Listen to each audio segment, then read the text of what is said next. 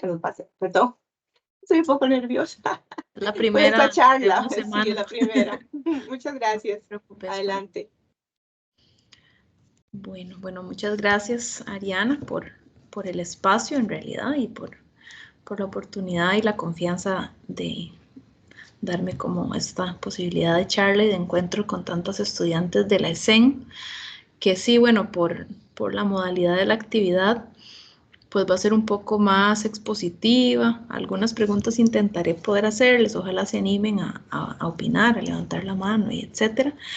Pero sí, como dice Ariana, para nosotras es una gran oportunidad tener un encuentro directo con estudiantes para conocer más de sus experiencias, de sus puntos de vista y bueno, al menos yo pienso que en lo que es la lucha por los derechos de las mujeres, las nuevas generaciones están dando pasos enormes en ese sentido, entonces yo siempre veo con mucha admiración y respeto a las nuevas generaciones, entonces sí, como que me alegra muchísimo este espacio. Voy a empezar a compartir aquí pantalla.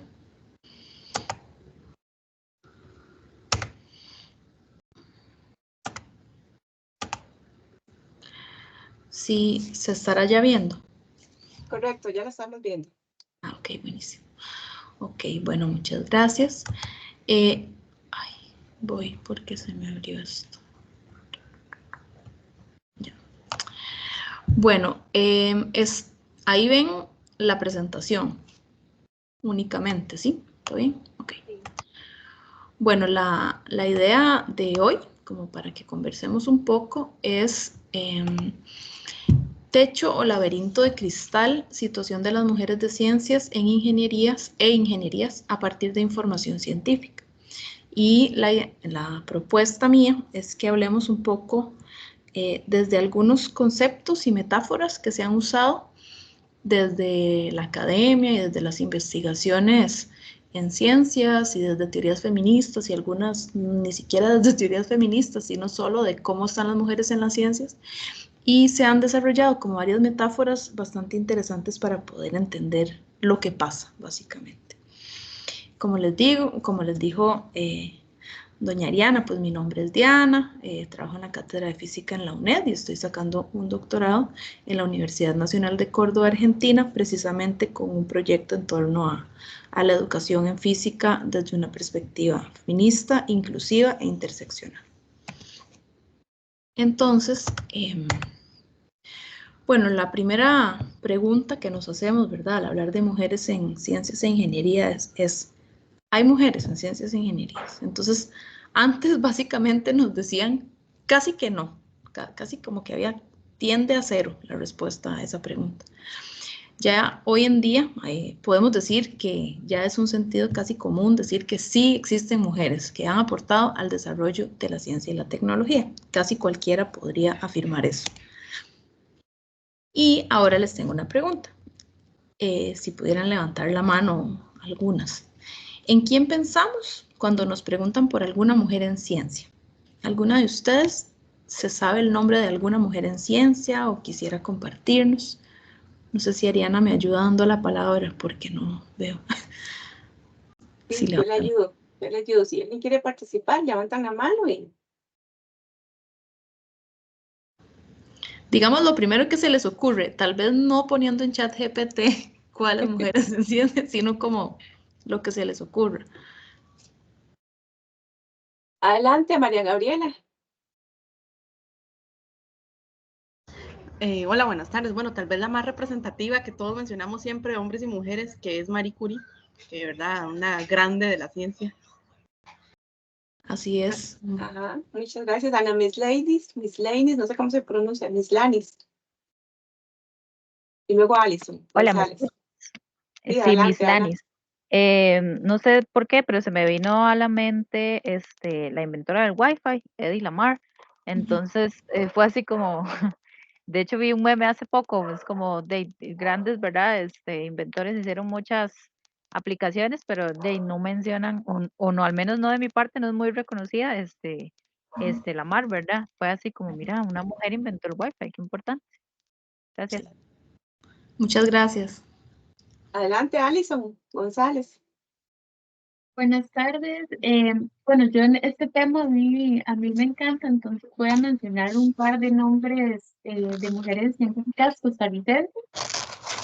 Ovalle, que es una bióloga que actualmente está participando en el proyecto de Mar Profundo. Y por supuesto, Sandra Kaufman, ¿verdad? Hace poco honoris causa ahí. Alguien muy cercana que es Henriette Raventos Wurst, que es genetista y muy interesada en este tema, entonces definitivamente, para mencionar algunos, ¿verdad? Porque hay bastantes nombres. Ok, muchas gracias. Muchas gracias. Excelente. Son excelentes ejemplos, sí, de mujeres extraordinarias, ¿verdad? Que casi que una lee sus historias y siente que hasta qué punto es eso una ficción o la realidad, porque son algo extraordinario. De hecho, Marie Sklodowska-Curie sigue siendo la única persona en tener 2 premios Nobel de disciplinas diferentes. Hombre, mujer, persona no binaria, en general, ella mantiene ese logro como la única. Y ahí les tengo otra pregunta. ¿Alguna sabe quién es ella? La de la derecha, la Marie Sklodowska-Curie, creo que sí la reconocemos. María Gabriela, sí veo una manita que se levantó. Sí, Marta, la jugadora brasileña, sí, yo soy seguidora del fútbol, entonces yo, del fútbol femenino en especial, entonces sí la reconozco bien. Y María, ¿vos identificás qué tienen en común ellas dos?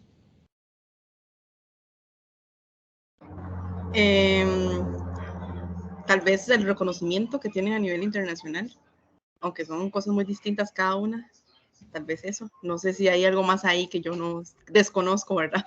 Ajá. No, sí, muchas gracias, exactamente esa es la observación. Son 2 personas que en su campo tienen una carrera absolutamente extraordinaria. Son personas que, digamos, destacan en todo nivel y tienen récords y Marta tiene el récord de goles en un mundial por tanto masculino como femenino, como decía, igual que ahora con la Marie Sklodowska-Curie, que yo le digo Sklodowska porque ese es el apellido de ella, ¿verdad? El Curie es del esposo, entonces dentro de la lógica francesa ella toma ese apellido, sin embargo, bueno, el de ella de origen era el otro. Y sí, ellas tienen esta característica. Entonces, ahora cuando hablamos de mujeres en ciencia, yo quería empezar por hacer una observación que es cuando nosotras los únicos referentes que vemos son mujeres de ese calibre y de ese nivel así tan extraordinario, podría ser que existiera la impresión de que solo esa es la manera en que se puede participar en la ciencia. Y la idea aquí es que vamos a tratar de abordarlo más bien como desde un punto como estadístico, cómo es la situación de como de la población en general, de mujeres y hombres que hacen ciencia, ingenierías, y no solamente centrar el foco en casos extraordinarios absolutamente destacados, porque tal vez para alguna podría ser difícil que le dijeran, bueno, sí, usted sí puede jugar fútbol. ¿Y por qué? Porque Marta existe y Marta es la goleadora más campeona de todos digamos, de todos los mundiales en general, sea hombre, sea mujer. Entonces, a veces eso tiene un efecto como un poco interesante que es, sí, podemos notar que ella lo logra, pero tal vez no nos sentimos exactamente como la persona que va a hacer eso. Pero entonces la idea es analizar un poco el fenómeno de todas las personas, o sea, como más grande y no solo estos casos destacados, a pesar de que necesitamos visibilizarlos. Es una contradicción en que nos encontramos, ¿verdad? Que es, tenemos que visibilizar que las mujeres han participado en la ciencia a lo largo de la historia.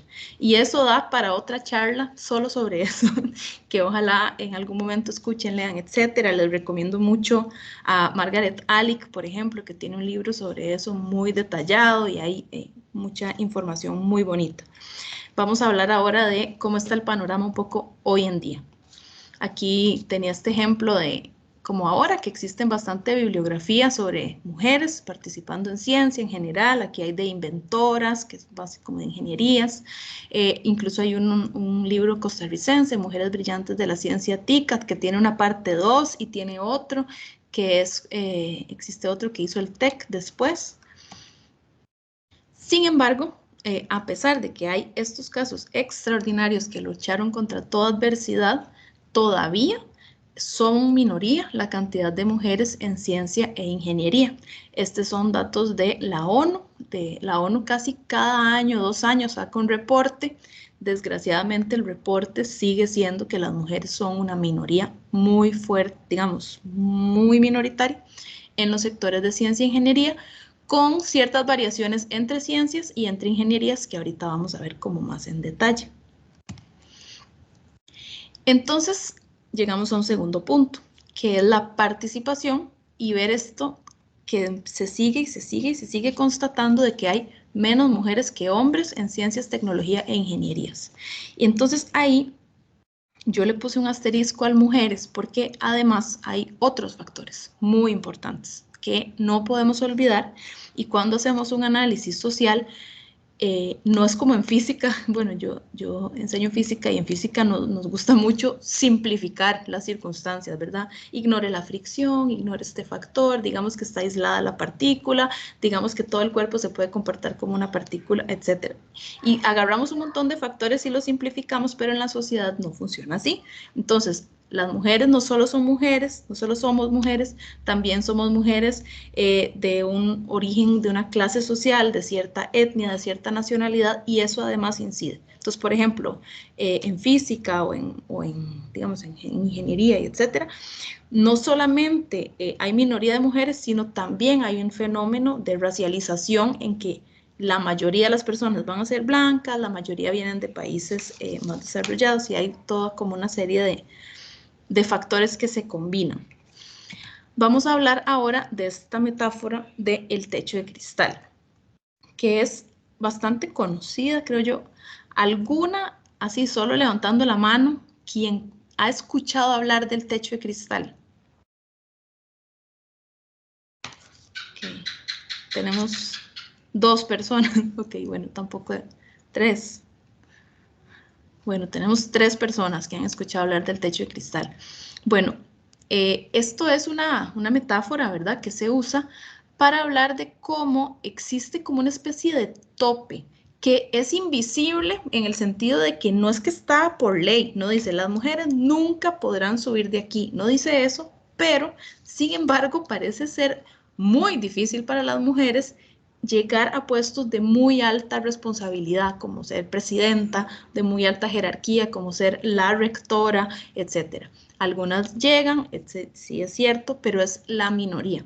Y el techo de cristal es una metáfora que quiere evidenciar cómo hay una serie de poderes sociales que dificultan eso, como que hay un obstáculo. No se ve, pero está ahí.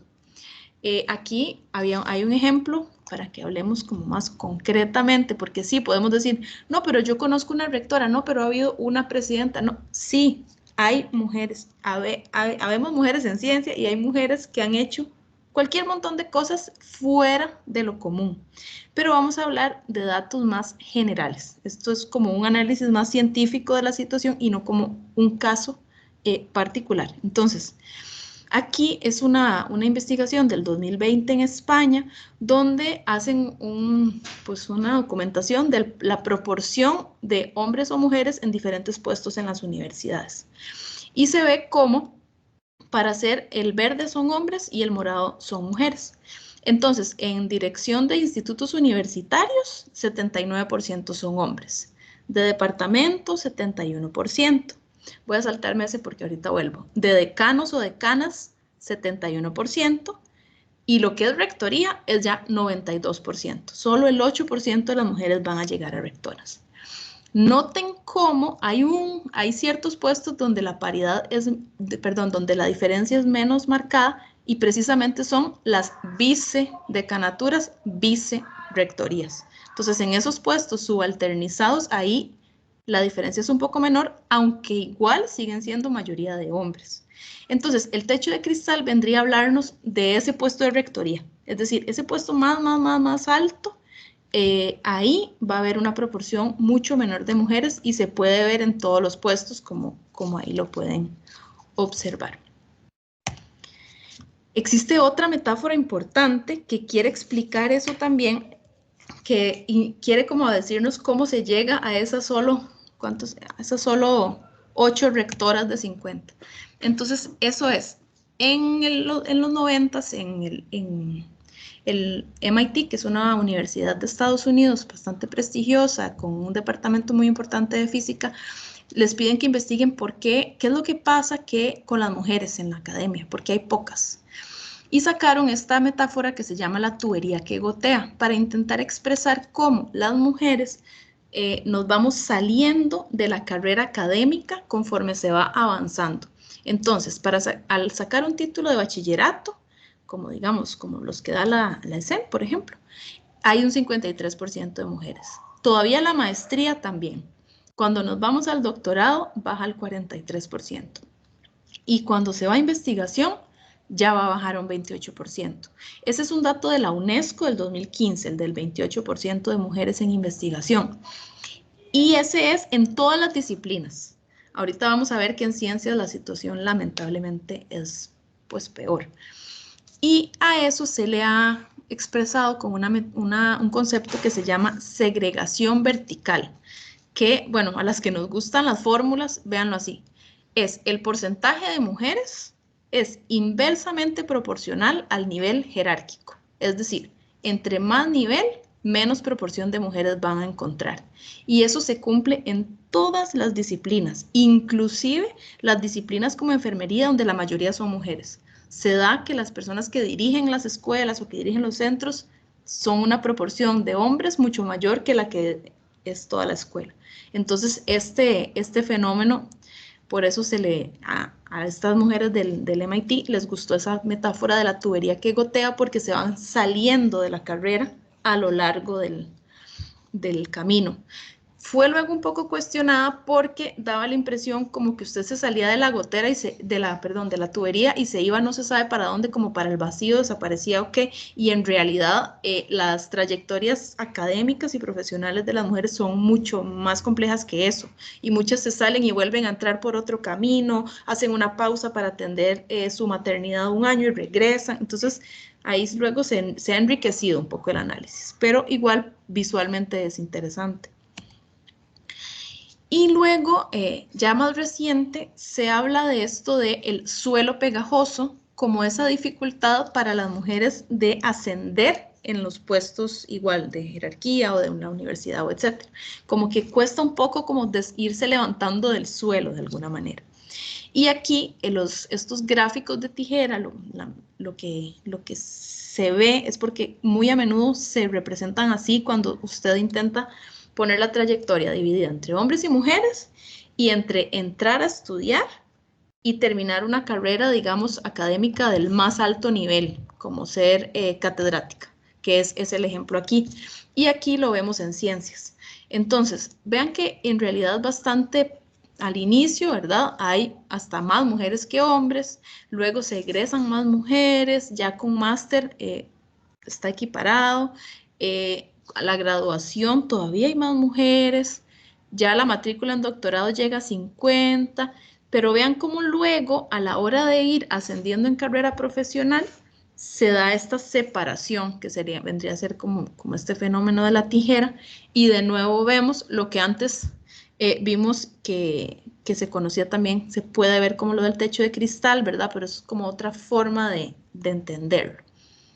¿Hay alguna pregunta hasta acá? ¿O alguien quisiera decir algo, preguntar, comentar?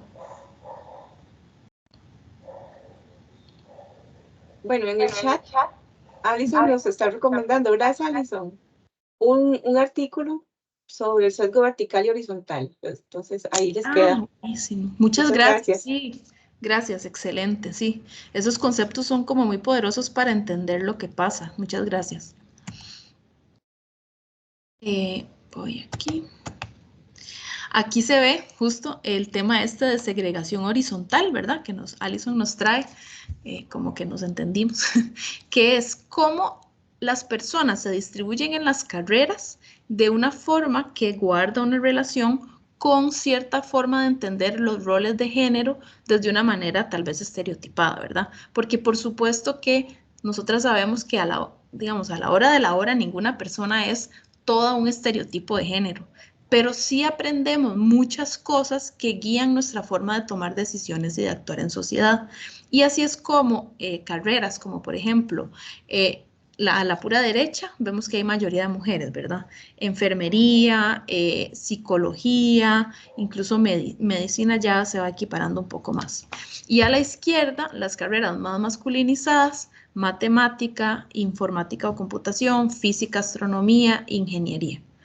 Y entonces vemos como las carreras más relacionadas con cuidar, atender personas, preocuparse, por ejemplo, la psicología por sus emociones o su forma de interactuar, enfermería, que no solo es de cuidado, sino además un rol muy subalternizado dentro de la medicina, van a estar feminizadas. Y carreras más relacionadas con la parte más abstracta, incluso a veces, por ejemplo, economía, yo estoy señalando con el dedo, pero no se ve. Economía, que es como la columna 1, 2, 3, 4, 5, 6, la sexta columna, también es una carrera masculinizada que también tiene mucho que ver como con ir afuera a los espacios públicos, a incidir en política nacional, por ejemplo, están masculinizados. Entonces, eso se le llama segregación horizontal y se da en esta elección de carrera. En Costa Rica, si nos ponemos a analizar las carreras de ciencia y tecnología, en el 2023 salió este estudio del estado de la educación y podemos ver cómo la columna de la izquierda, los gris son mujeres y a la derecha los celestes son hombres. Entonces, vean donde hay muchas mujeres, es en salud y asistencia social, administración pública y seguridad social. Ahí digamos que son mayoritarios. Y si nos fijamos en cuáles hay mayoritariamente hombres, bueno, enseñanza también tiene mayoría de mujeres, solo que el espacio es más pequeñito, pero la mayoría son mujeres también, somos. Y en las ramas masculinizadas tenemos información y comunicaciones, construcción, industrias manufactureras y comercio y reparación de vehículos. Entonces se ve cómo estos roles de género también repercuten acá. En lo que son carreras científicas, en ingenierías, computación y ciencias, todavía los hombres son mayoría. Ahí la proporción varía también según la cantidad de personas que están matriculadas en esas carreras, porque además, por ejemplo, las ciencias son carreras que no son, que no muchísima gente las elige de por sí, ¿verdad? Entonces ahí se ve un poco ese fenómeno. Y sucede que en el 2021, los hombres fueron el 86,1% de las personas ocupadas en áreas de ciencia y tecnología de alta demanda. Y aquí se ve también un fenómeno complicado que es ya en el empleo. Es decir, ya se gradúan las personas, pero a la hora de conseguir trabajo, las personas que consiguen empleo en ese tipo de carreras son muy abrumadoramente mayoría de hombres. Y eso tiene una correlación con el ingreso, porque en el mismo estado de la educación venía como son carreras que tienen alta demanda y también alta remuneración. Entonces vean cómo también por todos estos fenómenos sociales se da a menudo que carreras feminizadas también son de las que son peor remuneradas. Entonces sí es como una especie como de menos, digamos, de darle menos valor socialmente a ciertas profesiones. Entonces, bueno, hablando de participación, encontramos como estas metáforas, techo de cristal, que era llegar a lo más arriba, que ahora vamos a hablar un poco de ese enfoque.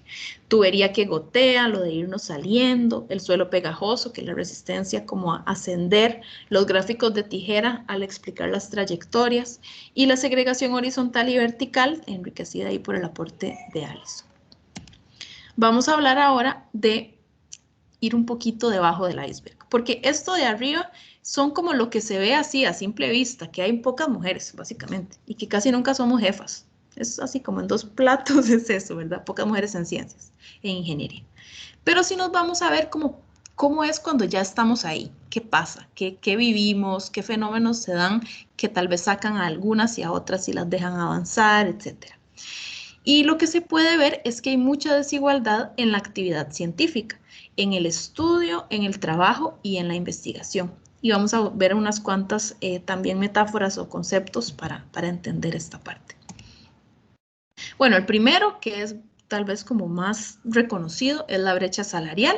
Aquí tenemos el gráfico reciente aquí igual del estado de la educación, lo diferenciaba por carreras con predominancia de hombre o predominancia de mujeres, de grado y de posgrado, y hay leves diferencias, pero en todas hay brecha salarial. La brecha salarial es cuando una mujer y un hombre realizando las mismas funciones reciben un pago desigual. Entonces, ese fenómeno de brecha salarial en las ciencias es también un disuasor para que las mujeres estemos ahí.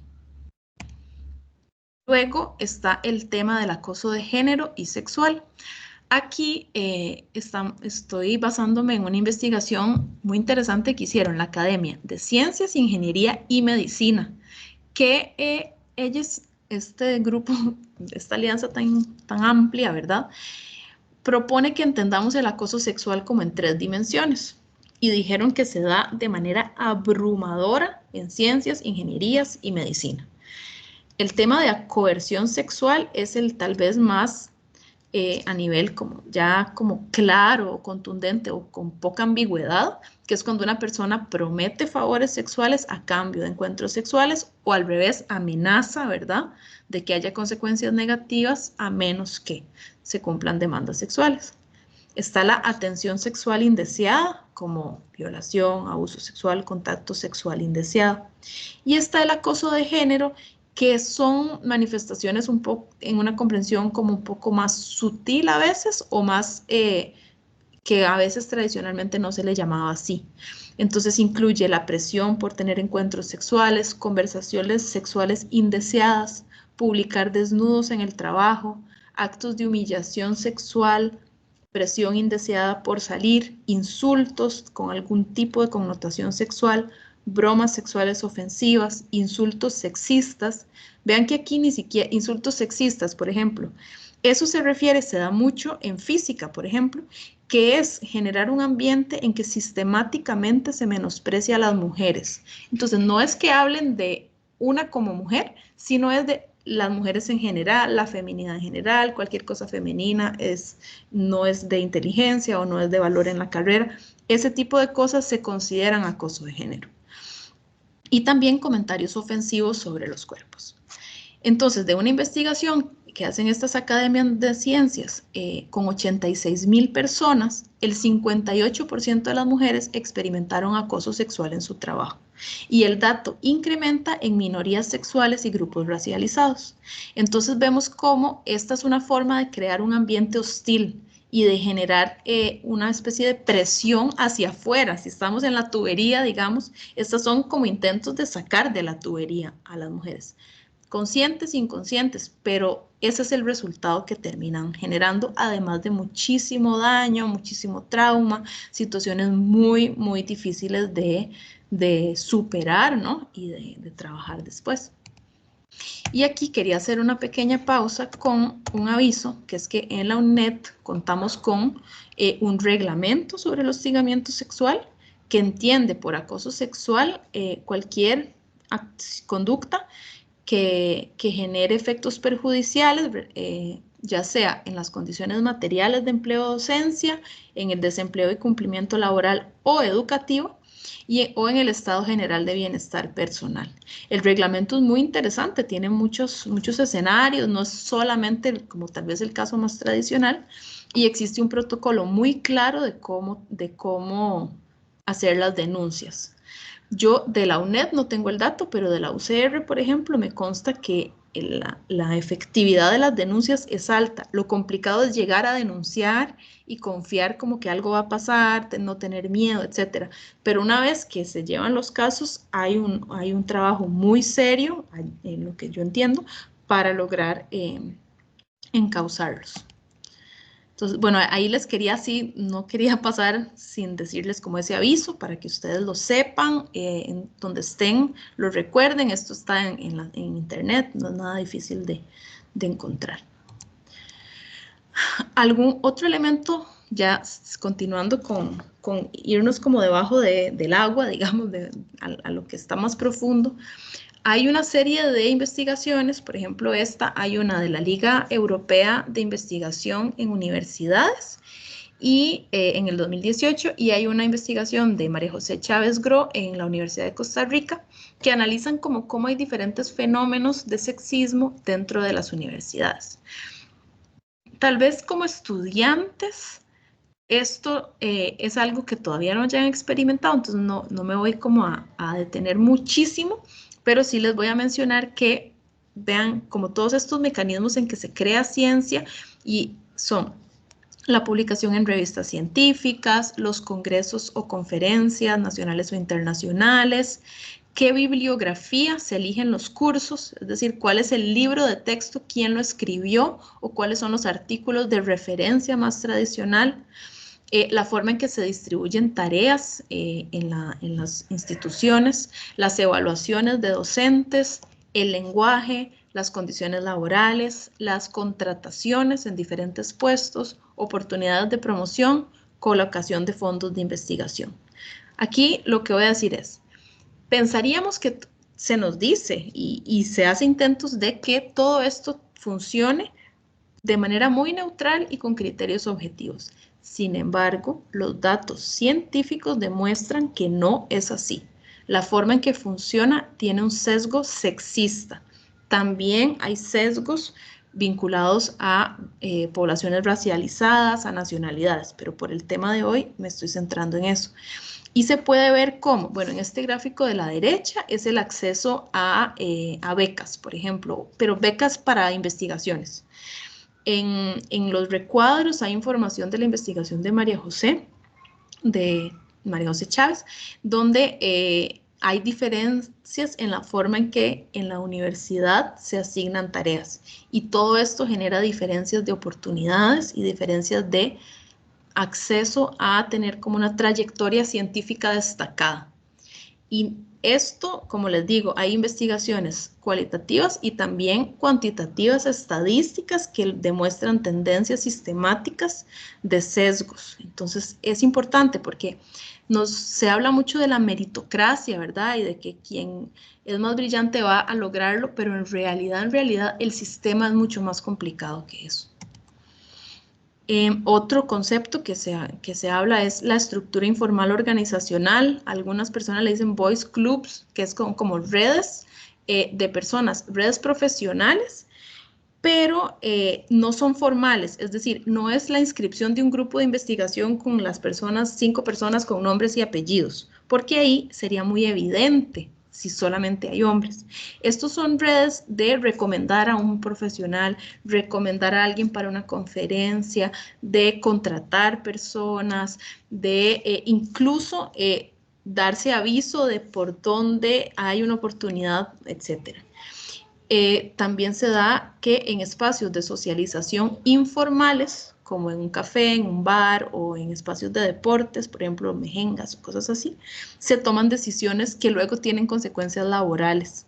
Y en esos espacios se da que las mujeres tienen menos acceso, mucho porque hay una recarga de trabajo reproductivo. Bueno, ese concepto es una combinación de trabajo doméstico, qué sé yo, lo que le decimos oficio, limpiar, cocinar, todas las cosas que cualquier persona necesita hacer en la vida, pero también trabajo de cuido, que es atender niñas, adultos mayores o personas que tienen algún tipo de necesidad especial. Y por hacer todo ese trabajo, entonces las mujeres no llegan a esos otros espacios donde se tomaron este tipo de decisiones. Aquí hay una referencia de una investigación española en que decían, en ese momento que tú vas a bañar niños, es cuando ellos reparten los cargos de poder, que es como tal vez una forma muy específica de reflejar ese fenómeno. Y bueno, un poco después se han hecho muchos juegos sobre el techo de cristal, está el techo de cemento, el techo de hormigón, y estaba también escalera de cristal, que es un poco la contraparte, que es un techo para las mujeres, pero hay una escalera de cristal para los hombres en el sentido de que no se ve, pero es como una mayor facilidad para ascender. Entonces ahí estaba también ese concepto, lo pueden buscar si les interesara. Y esto todo tiene una relación, ahora estamos hablando del trabajo reproductivo con el tema de la división sexual del trabajo. Y es como las mujeres asumimos en mayor proporción trabajo reproductivo. Entonces, no sé si alguna se animaría a leer ahí el cómic. las pestañitas aquí a la derecha. Ana Mislanis, adelante. Gracias. Hola, ok, dice, una de las razones por las que es tan difícil romper el techo de cristal es porque no solo funciona como un techo para nosotras, sino que al mismo tiempo, se lista la comida, es un piso para otros. Dale, termino de trabajar y voy. Y uno muy cómodo. Ok, entonces, a la luz, muchas gracias. A la luz de que en Costa Rica, el año pasado, las mujeres por semana dedicamos 32 horas al trabajo doméstico no remunerado y los hombres casi 16 horas. ¿Qué relación ven ustedes entre esa diferencia de 16 horas a la semana y este cómic de acá? ¿Alguna quisiera comentar?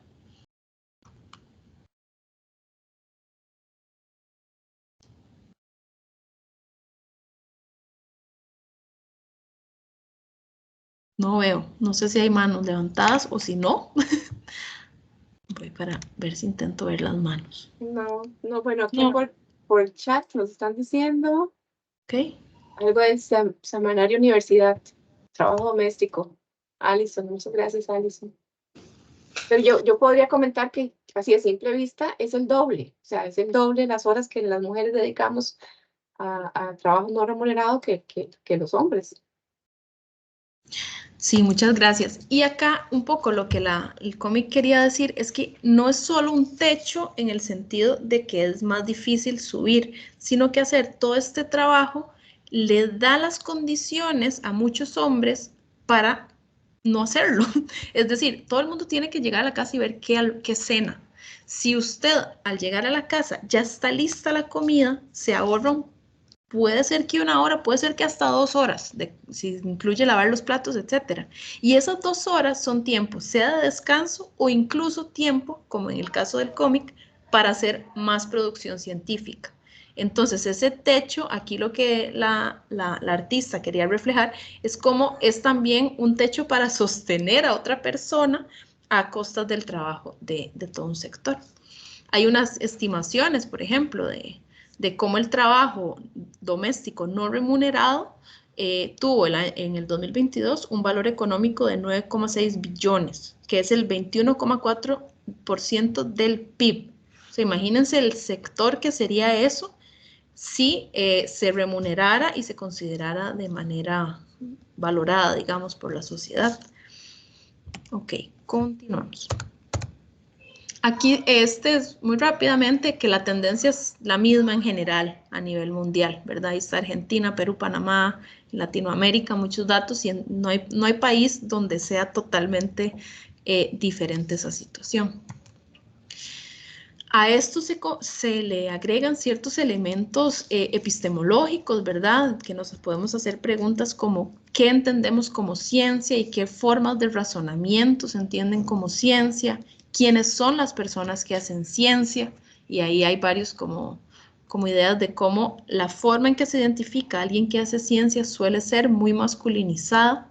Las prácticas de cómo se hace ciencia, esto que hablábamos, por ejemplo, de los sesgos en la academia, tienen repercusiones epistemológicas, por ejemplo, en el sentido de cuáles preguntas de investigación llegan a tener financiamiento y hacer proyectos de investigación que en efecto se lleven a cabo. Si hay un sesgo que sistemáticamente excluye sectores, las preguntas de investigación para hacer ciencia, para responder a necesidades que esas personas identifican, sistemáticamente se investiga menos y eso tiene un impacto sobre el conocimiento científico.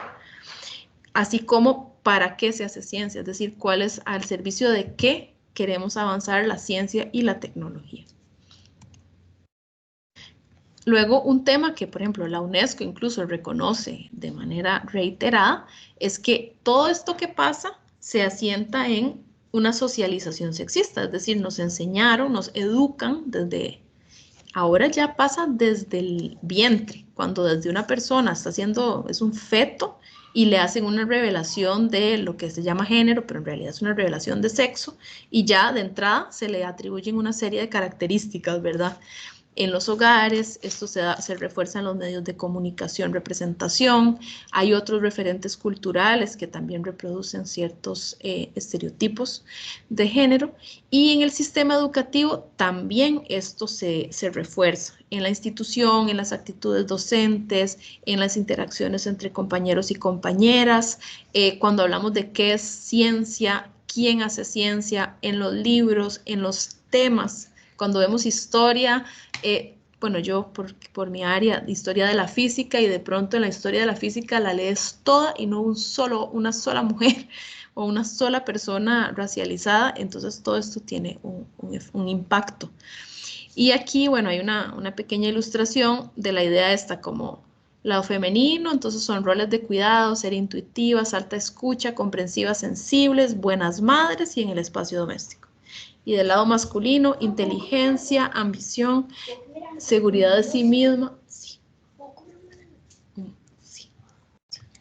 Disculpen. Ser valiente, ser osado y el espacio público. Pero en la vida real, las personas tenemos de todo. Digamos, todas sabemos, todas conocemos mujeres valientes, hombres sensibles, hombres seguros de sí mismos y que también son intuitivos. El ser humano es mucho más que solo dos categorías dicotómicas, pero nos siguen queriendo decir que es así, y eso tiene pues repercusiones hasta en quienes hacen ciencia e ingeniería.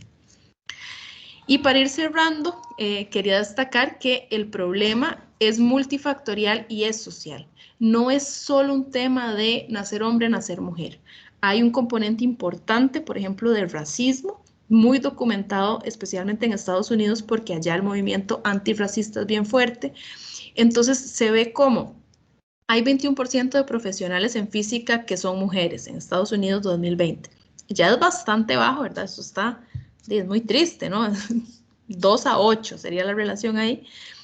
Pero hay menos de 4% de doctorandos en física que son mujeres negras, latinas, asiáticas, de India o una combinación de esta, cuando hay un 16% de personas graduadas, es decir, deberían ser 16% si no fuera un sesgo adicional ahí en contra de estas poblaciones.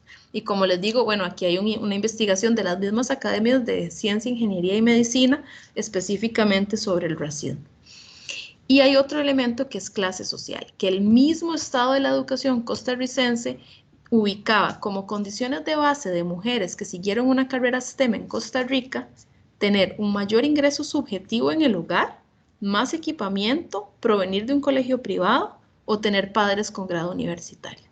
Entonces, díganme si esto no son criterios de clase social para lograr luego tener carreras STEM y seguirla, digamos, no solo tener como una intención y luego ser disuadida.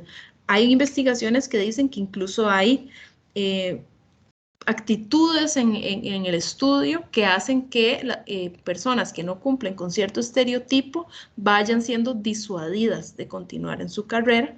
Entonces, como decíamos, es multifactorial. Y tiene también un componente de colonialismo. Entonces aquí, bueno, tenemos como el ejemplo, no todos los países son iguales y no todos los países participan igual en el desarrollo de la ciencia, la ingeniería y la tecnología. Entonces, por ejemplo, es posible que hoy una persona joven palestina que viva en la Franja de Gaza esté cursando una carrera científica. Esta pregunta es absolutamente retórica, ¿sí? Porque es imposible, porque ya no hay ninguna universidad que esté en funcionamiento regular por el grado de destrucción que ha vivido ese pueblo por un programa geopolítico y toda una relación desigual entre países que repercute en qué países personas pueden o no pueden hacer ciencia. Entonces aquí está un poco, bueno, la situación que ha vivido el pueblo palestino, donde cada vez va siendo arrinconado, y ahora ya al punto de este genocidio en curso, ya de verdad algo atroz. Entonces aquí tenemos todo como este montón de fenómenos o de conceptos que nos ayudan un poco a entender qué pasaba debajo del iceberg, ¿verdad?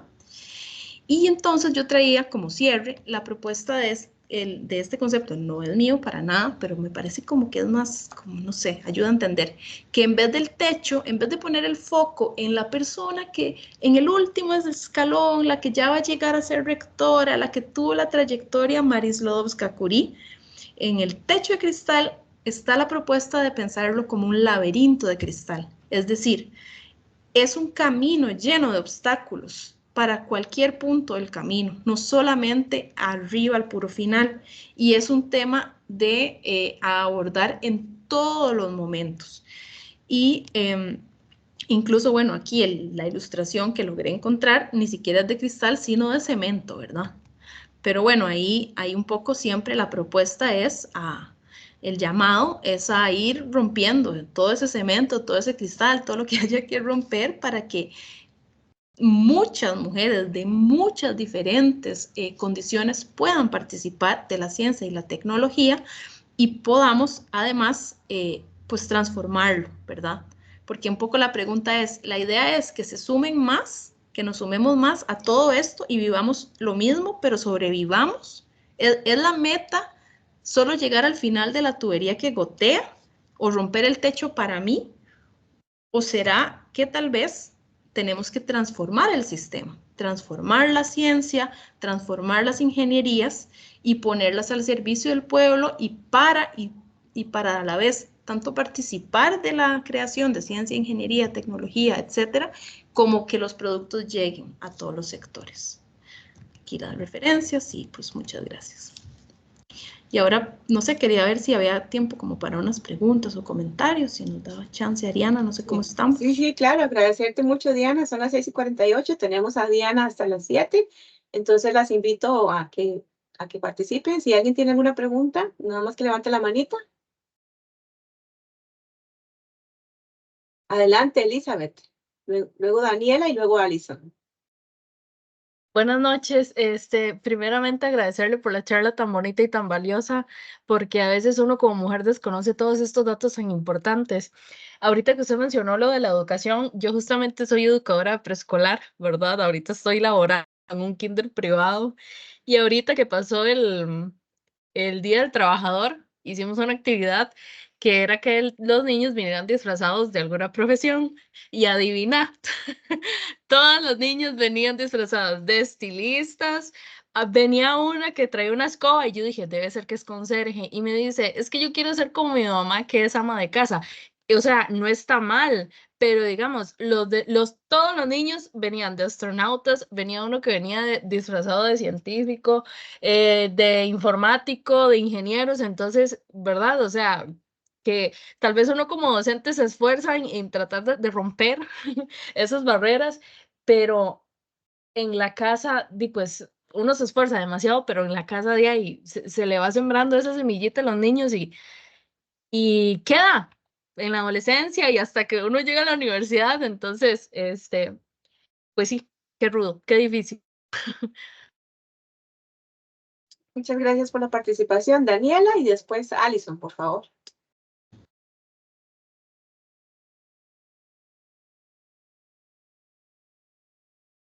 Hola, buenas.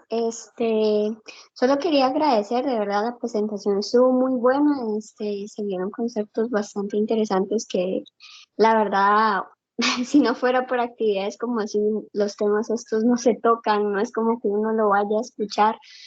Este, yo estoy estudiando ingeniería informática y la verdad se puede ver la diferencia eh,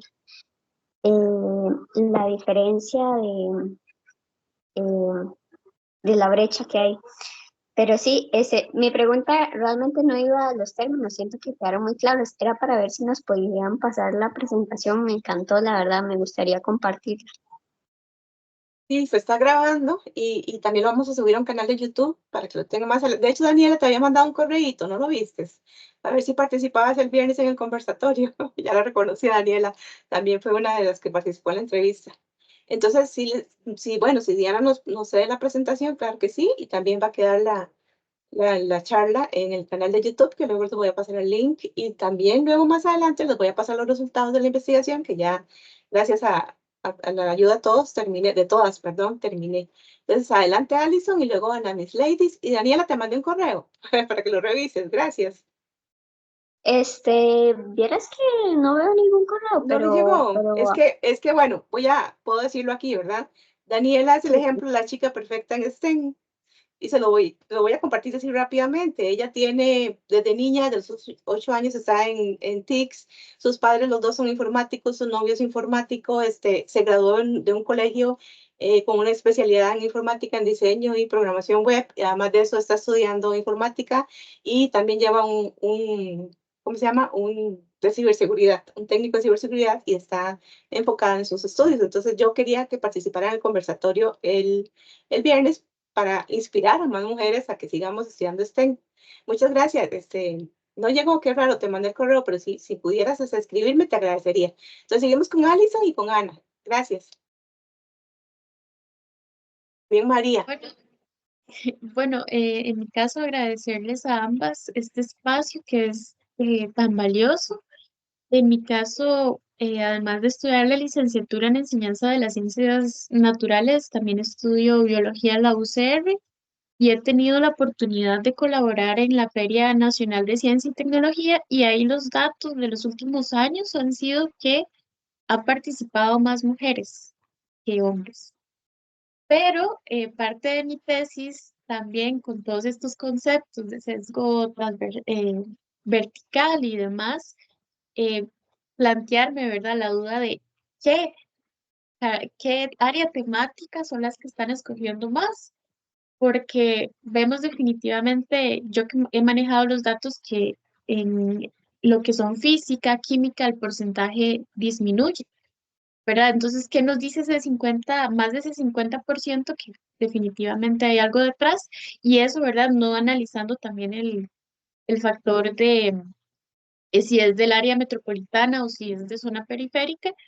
Y estos datos son muy importantes porque además también luego se reflejan en la elección de las carreras, ¿verdad?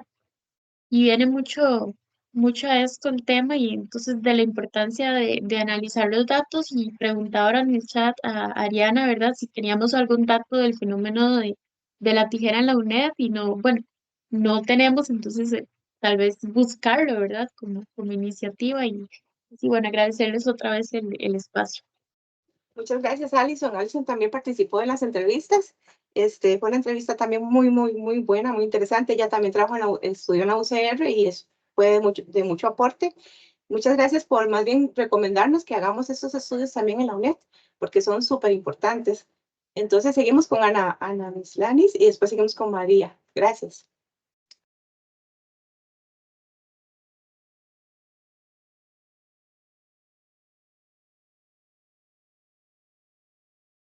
¿Tienes el micrófono apagado, Ana?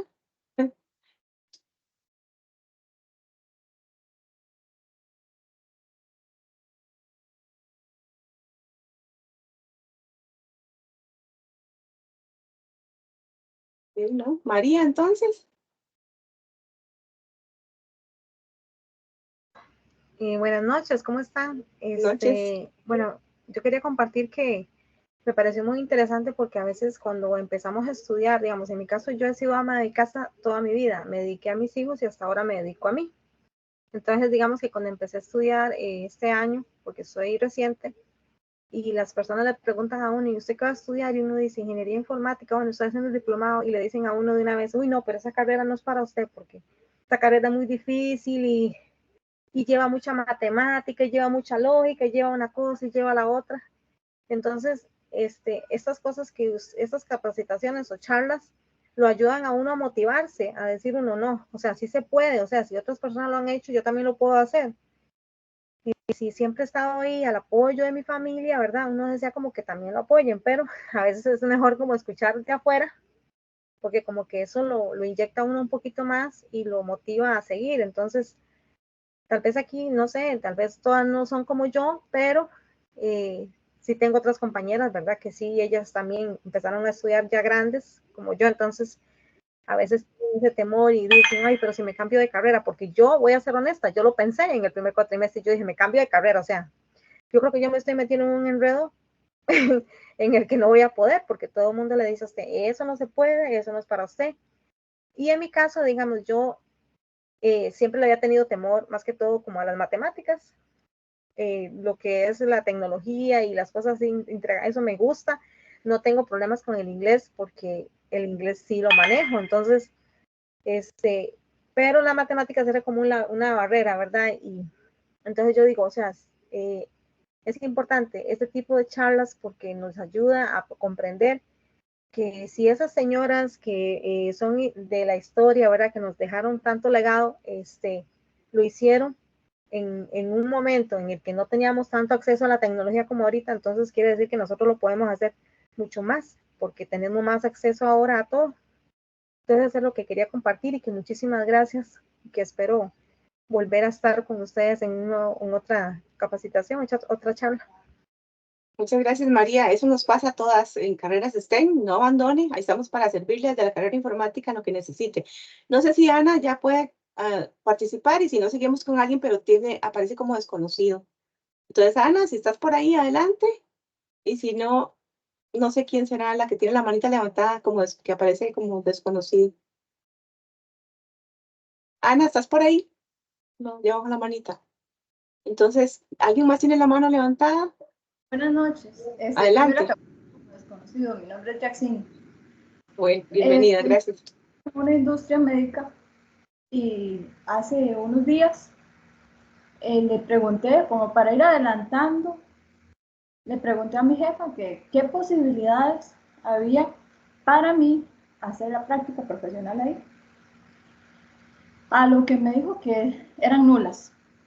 Entonces ya por apoyo de mis compañeras, me dijeron, no, vaya, hable con los ingenieros, eso no es así, esto no puede pasar. De hecho, hablé con uno de ellos y lo que me causó mucha gracia fue que tuve más apoyo por parte de los ingenieros hombres que por ella. Incluso hay un grupo, después está la parte de ingeniería industrial, donde son 5 hombres y una mujer.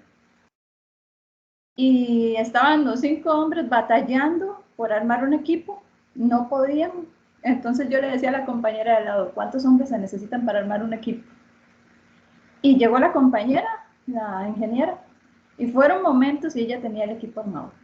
Entonces yo le decía a mis compañeras, yo eso lo disfruté tanto como si hubiese sido yo, porque muchas veces discriminan el hecho de ser mujeres, el hecho de que porque es un área donde hay más hombres, entonces una mujer no puede sobresalir. Pero sí, o sea, a lo que voy es que existe mucho apoyo ahí donde yo trabajo, por dicha, y lo que sí me desmotivó fue el rechazo por parte de una mujer. Bueno, muchas gracias a todos por participar. Voy a decir 2 cositas y luego le damos la palabra a Diana porque ya estamos finalizando. Les puse ahí como 2 links. Uno es porque la cátedra les va a dar una nota de participación y de agradecimiento en la actividad por si quieren inscribirse y recibir la nota. Y la otra es por si deciden también evaluar la actividad. Entonces, sin más, quiero pedir un aplauso muy grande para Diana y por su intervención tan bonita, que realmente es como estas actividades nuevas que estamos haciendo en la UNED nos va a ayudar a todas. Y en ese sentido, agradecerles a ustedes también por la participación, a las estudiantes y a las funcionarias de la UNED, que tenemos algunas. Y por último, le doy el pase a Diana para que se despide y cierre la actividad. Gracias, Diana. Gracias a ustedes también. Muchas gracias. Bueno, quería referirme a los comentarios. Bueno, primero, muchas gracias por tanta participación, eso es lo más lindo. Yo intenté apurarme con la charla para poder escuchar, pero bueno, había mucha cosa que hablar. Entonces, bueno, muchas gracias por tantos comentarios. Yo creo que, bueno, voy a irme refiriendo en orden, así como iba apuntando sus comentarios de lo que hablaba Elizabeth, por ejemplo. Nos hablaba que ella trabaja en preescolar, ¿verdad? Y cómo ella lo que está viendo ahí es este fenómeno, ¿verdad? De la segregación horizontal, de la elección de carrera desde preescolar. Y está documentado que sí, es como ya como desde los 6 años existe esa diferencia. Incluso existe una diferencia súper triste, que es que cuando se pregunta si una persona es brillante o es genial, hay mucha mayor tendencia a que los hombres se autoidentifiquen así o identifiquen a compañeros. En cambio, a las chicas nos cuesta más. Y por eso le agradezco mucho a Alison por lo del efecto Curie, ¿verdad? Como de cuando destacamos a esa persona, pero algo extraordinario, a las mujeres nos cuesta más pensar que somos esa persona. Es por un tema de socialización, por un tema de violencia machista también, de que en las casas se nos dice, no, es que vos no servís para eso, muchas cosas a veces ya muy complejas o a veces sutiles. Y también hay un tema en que esta segregación horizontal, para cambiarla, no es solo, al menos esto es mi posición filosófico-política, no es solo poner afiches o decir, no, tú puedes, no es solo eso, hay que cambiar la estructura social, hay que cambiar quién hace el oficio. Y para eso va a haber que hacerse una pregunta como sociedad, ¿quién es responsable de eso? ¿Es cada casa viendo a ver cómo hace, repartiéndose a la mitad? ¿O será que tal vez podemos hacer sistemas más eficientes, como comedores públicos en las escuelas, en los lugares de trabajo, como lavanderías, como de verdad guarderías o con jornada entera? No una mañanita y luego tiene que llegar alguna mujer a recoger al niño o a la niña a mediodía. Entonces así no se puede trabajar. Es necesario pensarse estas cosas a nivel muy social y si no, si no la solución no llega porque ya hace décadas que estamos por ahí diciendo tú puedes, échale ganas. No es así nomás, es un laberinto, a mí de cristal no sé, porque de cristal es como que muy facilito de romper, yo creo que es algo verdaderamente complicado. La presentación, por supuesto, se las paso. Ya estoy hablando con Ariana de qué manera, pero por supuesto, ahí agarran las referencias. Les dejo mi correo si quieren cualquier artículo o cualquier tema más. Solo me escriben, para eso estamos realmente. A Daniela, la verdad que nos hablaba de eso. A Alison González, que creo que también es la que conoce a Henriette Raventós, que con ella, de hecho, tengo la suerte de colaborar en un proyecto. Sí, es una científica brillante que está muy preocupada por este tema y creo que es muy importante. Y yo creo que le quería decir como, a veces por eso es importante que nos preguntemos cómo se vive una vez que ya entramos a la ciencia, ¿verdad? La pregunta no es solo como cuántas hay, qué proporción, sino incluso cómo es una vez que ya se está dentro, porque ahí se puede entender cómo son esos mecanismos que expulsan, ¿verdad? En este proyecto, por ejemplo, Física del Ballet, yo tuve la suerte de colaborar con una estudiante de física que también es bailarina, con la que hice todo el proyecto, la grabación, etcétera. Y en el transcurso de ir sacando la aplicación, ella se salió de la carrera. Y cuando hablamos, comentábamos de un ambiente muy machista en el que ella estaba estudiando, que también es un factor por el que decide tomar otra carrera profesional al día de hoy, no hace 20 años o cuantos que yo estudié. Entonces eso es importante que vayamos como al fondo de qué pasa ahí. Para Ana, que nos decía que esa carrera no es para usted, etcétera, yo creo que es difícil porque eso nos pasa a muchas, ¿verdad? Yo estudié física y pues había personas con esas ideas. De hecho, el primer profesor, Física 1, eso fue su discurso, y nosotras resistimos, ¿verdad? Pero también es importante considerar cómo esa sensación de que al ser una mujer en un área en que somos minoría, de pronto representamos a todas las mujeres, ¿verdad? Y lo que hagamos es conceder... No, amor, por favor, casi voy. Y entonces de pronto lo que hagamos es considerado como representativo de todo el género entero, ¿verdad? Y en realidad un chico o un compañero tiene un desempeño negativo en un examen y eso es algo individual de él. De pronto a él no se le considera que esto expresa todos los hombres de la Tierra son malos en ingeniería porque un hombre se quedó en un examen, como muchos compañeros nos pasó, les pasó, etcétera, ¿verdad? Entonces, como eso también es complicado en las áreas más masculinizadas para nosotras las mujeres, ese efecto como de la representante, y tal vez también tenernos paciencia y somos como cualquiera. Algunas cosas se nos hacen fácil y otras no, y si es un tema que nos apasiona y tenemos la oportunidad de estudiar, pues es continuar. A Ana yo le recomendaría, si le gusta leer, que lea a Margaret Alick. Es una belleza ver cómo las mujeres desde tiempos así, siglos, han estado batallando para crear ciencia, porque la ciencia es una maravilla y la tecnología también, y nos fascina, y queremos hacer mate, aunque nos cueste a veces menos, a veces más, pero nos fascina. Entonces yo le recomendaría eso. Y la compañera, bueno, la estudiante María Yorleni, que nos hablaba pues de la discriminación laboral, ahí por seguir aquí con los conceptos, hay uno interesante que es el de reina abeja, que es de cómo a veces en ámbitos masculinizados una mujer va logrando obtener como más jerarquía o más prestigio, pero a costa de negar su feminidad. Yo en física eso lo vi clarísimo. Para ir a física había que ir en pantalón y con aretes, ya era como era algo así, muy así. Y nosotras lo adoptábamos y esa era nuestra identidad como estudiantes de física. Pero de pronto, cuando a algunas mujeres les pasa que al llegar a puestos muy altos, como que ven normal discriminar a quien no tomó esos roles y entonces se hacen unas situaciones como complicadas. Y ahí yo creo que hay que pensar que esta lucha por la igualdad no es de hombres contra mujeres. No es que todas las mujeres vamos a irnos y decirle a los hombres que dejen de discriminar. No es así. En realidad es una lucha humana de todas las personas contra la discriminación en todo sentido, por género, por preferencia sexual, orientación sexual, identidad de género, por etnia, por nacionalidad, por condición de clase. Entonces ahí yo creo que es importante no caer como en esencialismo, ¿no? Como yo nací así, entonces yo soy de un bando, una cosa. No es eso, es la humanidad tiene que estar en contra de la discriminación. Entonces creo que sí, ya casi te pongo la referencia, María Gabriela. Es más, no tengo el PDF, pero te paso el nombre. Y para cerrar, contarles que algo que, por ejemplo, yo creo que es muy valioso son las redes y son las alianzas y son los grupos y son pensarse menos como la única mujer que va contra ese techo así, casi que de cemento, sola como pueda, y apoyarnos entre nosotras y vernos como un colectivo que está yendo en contra de la injusticia, etcétera.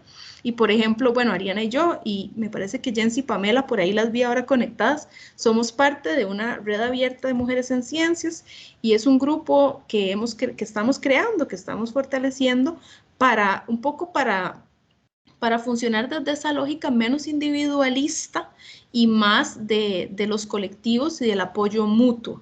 Creo que va a haber una charla, hay varias charlas en esta semana y creo que ahí van a ir viendo como varias estrategias, pero sí, tal vez como por cerrar, que ojalá entre ustedes se acompañen, se apoyen y si ven alguna en una situación complicada, hablen y si es un compañero que está siendo discriminado por no tener una masculinidad hegemónica o tradicional, también, y porque de verdad, ojalá, pues nos comprometamos con esto, ¿verdad? De que la ciencia y la ingeniería sean del pueblo, para la sociedad. Pues muchas gracias. Muchas gracias y les pido un fuerte aplauso para Diana. Muchísimas gracias, estuvo súper interesante la presentación. Y bueno, entonces estaríamos cerrando acá. Les solicito, por favor, si quieren la constancia o la nota de participación. Y bueno, Diana, ahí están todo el mundo aplaudiéndote. Muchas gracias.